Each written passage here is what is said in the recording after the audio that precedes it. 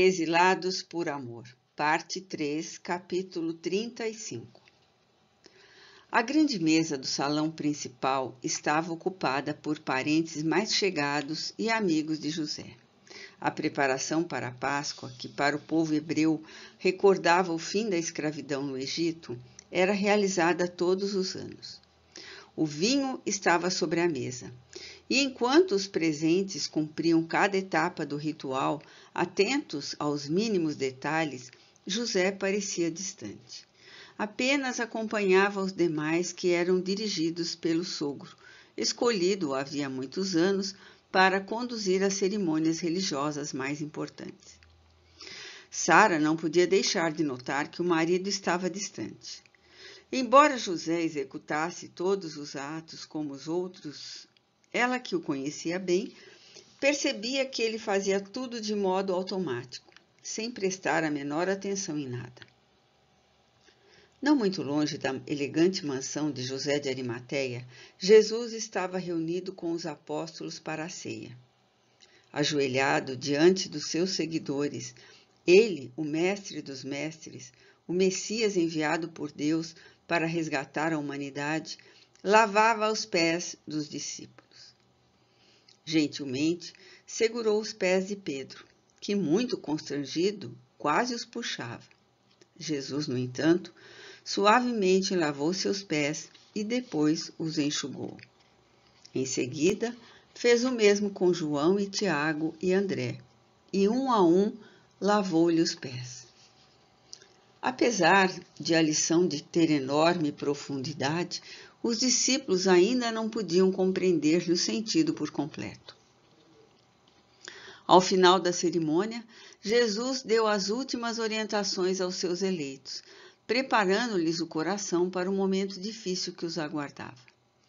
Depois da comemoração, seguiu com eles para o Monte das Oliveiras.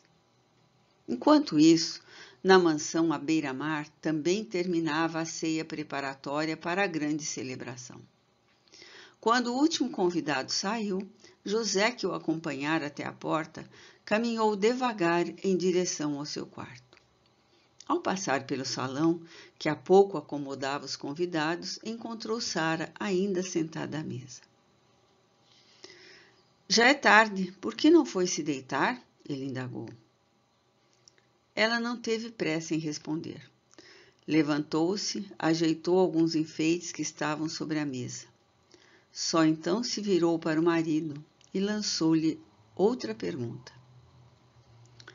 O que você tem hoje, José? Está distante e pensativo. Ora, Sara, estou apenas cansado. José, eu o conheço bem.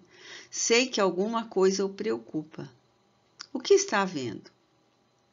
Já disse, Sara, estou cansado, tenho trabalhado muito. Sentando-se novamente, ela insistiu exasperada. Eu sei que não é isso, José. Está preocupado com o Nazareno, não é mesmo? José se impacientou. Como você é insistente, Sara. Já cansei de dizer que para mim não há nada de especial nesse homem. Apenas acho que o sinédrio se impressiona em excesso com ele.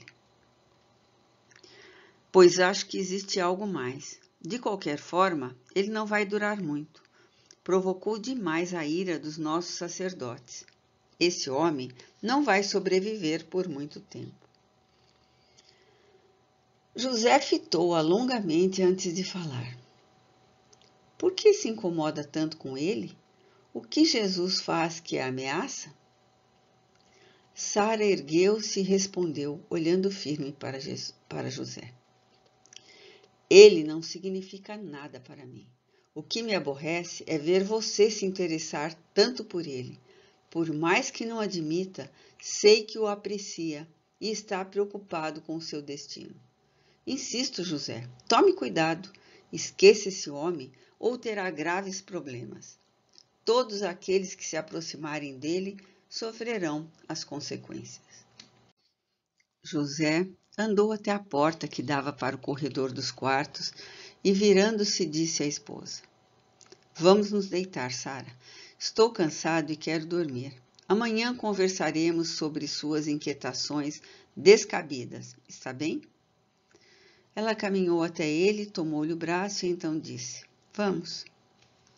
José dormia, mas seu sono era agitado. Virava-se de um lado para o outro na cama e transpirava muito. Era madrugada quando batidas na porta o fizeram erguer-se aturdido. Senhor, acorde! Sentado na cama, José tentava entender a situação. Sara também acordou e avisou. Timóteo está batendo. Vá ver o que é, José. Cambaleando, ele abriu a porta do quarto. Timóteo disse: Desculpe-me acordá-lo a esta hora, senhor.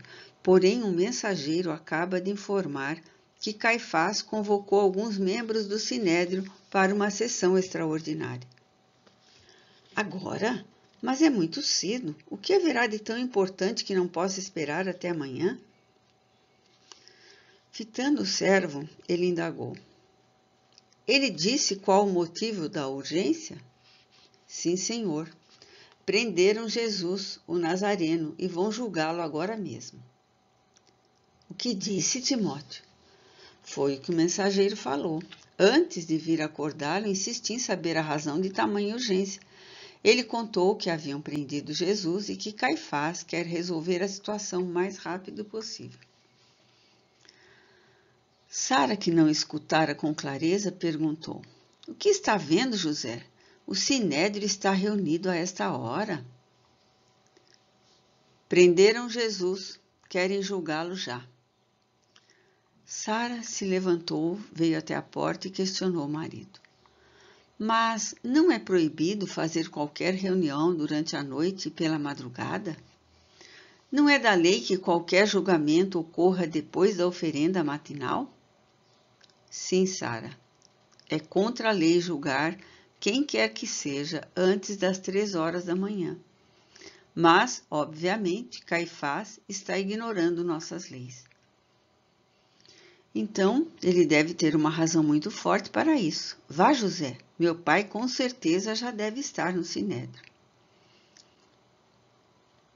José pediu a Timóteo: Prepare-me algo para comer. Em seguida, virando-se para Sara, recomendou: Volte para a cama, eu vou me preparar. Sem discutir, Sara voltou e enfiou-se na cama.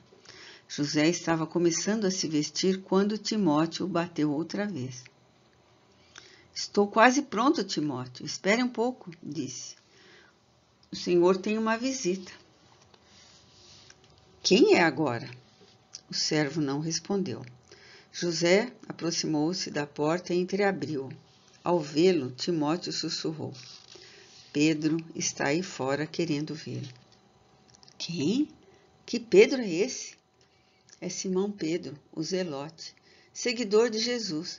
Está acompanhado de um tal de João, filho de Zebedeu. Imediatamente José saiu do quarto, fechou a porta e indagou. Tem certeza que são Pedro e João? Tenho. Disse a eles que não sabia se o Senhor poderia vê-los, que está de saída para o conselho, mas insistiram muito. José refletiu por um instante e depois determinou. Diga que estou acabando de me vestir e que já vou vê-los. Leve-os para a sala de audiências. E não conte a ninguém que eles estiveram aqui, nem mesmo a sua senhora. Está entendendo bem? Sim, senhor. Timóteo saiu depressa e José entrou de novo no quarto para terminar de se arrumar. Sara, que ainda estava acordada, perguntou. O que foi desta vez? Sabe como Timóteo é, estava em dúvida sobre o que eu desejo comer. Ele sempre está em dúvida quanto à melhor maneira de agradar. Ele é muito medroso, comentou Sara, virando-se na cama. José, já vestido, disse à esposa ao sair. Durma, Sara. Assim que a assembleia terminar, eu retorno. Sem resposta, fechou a porta atrás de si e foi direto para a sala de audiências. Entrou e viu Pedro em pé, próximo à janela. João foi ao seu encontro e justificou. José, perdoe-nos vir tão tarde à sua casa, porém a situação é desesperadora. Abraçando-o carinhosamente, José respondeu: Não se preocupe, João. Sente-se, são bem-vindos à minha casa. João insistiu: Agradeço, José, mas deve saber que prenderam Jesus. Eu já soube. Infelizmente aconteceu. Pedro aproximou-se dos dois e disse: Está indo reunir-se com o conselho, não é mesmo? Sim, estava acabando de me aprontar quando chegaram.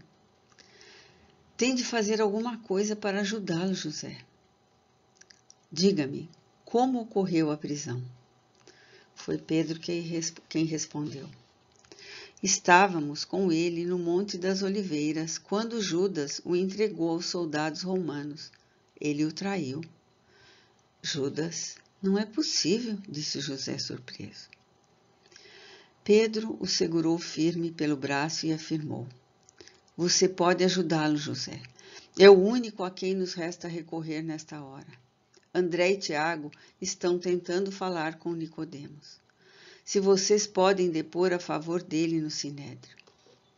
Trêmulo, José se levantou, soltou-se das mãos de Pedro e caminhou até a janela buscando ar fresco. A respiração estava ofegante. Suspirou e respondeu: Não é tão simples, Pedro. Somos somente eu, Nicodemos, contra todos os demais. Não é fácil. Pedro aproximou-se, fitou-o de alto a baixo e disse erguendo a voz: Não seja covarde. Faça alguma coisa por ele. Você o segue desde o princípio, sempre às escondidas. Agora tem de assumir sua crença. Ajude-o. Não há muito que eu possa fazer. Eles são a absoluta maioria e estão com muita raiva de Jesus. João, procurando abrandar os ânimos, acercou-se dos dois e pediu: Acalme-se, Pedro. E tocando no ombro de José, falou: Apenas pedimos que faça o que for possível, José. Estamos assustados e não temos a quem recorrer. José baixou os olhos ao responder: Eu sei, João, também estou assustado. Não queria fazer parte deste conselho. Como gostaria de não fazer parte dele. Receio o que possa acontecer ao nosso mestre. Pedro fitou-o e protestou: Se não é capaz de ajudá-lo, tem ao menos a dignidade de não chamá-lo assim. João pegou Pedro pelo braço com firmeza e disse: Chega, Pedro. Fizemos o que podíamos. Agora vamos voltar ao sinédrio. O julgamento já deve estar começando. Ainda olhando fixamente para José, Pedro foi quase arrastado para a saída por João. Estático, José ficou à beira da janela, olhando o céu com o pensamento distante. Foi interrompido por Timóteo, que bateu de leve à porta. Senhor, preparei comida conforme pediu. Tudo está pronto. Quer que o sirva aqui? Sem tirar os olhos do horizonte, José respondeu: Não, vou comendo enquanto me dirijo ao sinédrio.